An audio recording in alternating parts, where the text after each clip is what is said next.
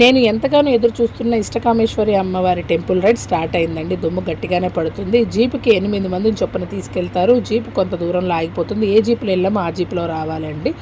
అయితే మనకి అక్కడ బండి మీద వడి బియ్యం, పసుపు, కుంకుమ, నిమ్మకాయలు లాంటివి అమ్ముతున్నారండి. మనకు కావాల్సిన కొనుక్కెళ్ళి అమ్మవారికి సమర్పించుకోవచ్చు. ప్రస్తుత రోడ్డు మార్గం అయితే బాగానే ఉందండి. ఏ ఇబ్బంది లేదు. కొంత దూరం వెళ్ళగానే వినాయకుడి విగ్రహం ఉంటుంది. ఆయన దర్శించుకుని ఇంకొంచెం ముందుకు వెళ్ళాలి. చక్కగా ఆడుతూ పాడుతూ ప్రకృతి చూసుకుంటూ వెళ్ళిపోవచ్చండి.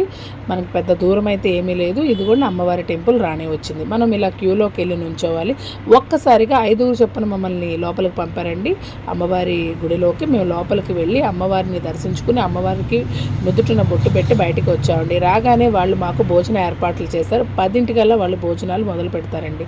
వాళ్ళ భోజనాలు ఎలా ఉన్నాయి, వాళ్ళు మమ్మల్ని ఎలా ట్రీట్ చేశారు, అమ్మవారి మహత్యం ఏంటి, అమ్మవారి గొప్పతనం ఏంటి అనేది నేను పెద్ద వీడియో చేసి పెట్టానండి. ప్రతిదీ వివరంగా అందులో చెప్తాను చూడండి. టికెట్స్ ఎలా సంపాదించాలో ఖచ్చితంగా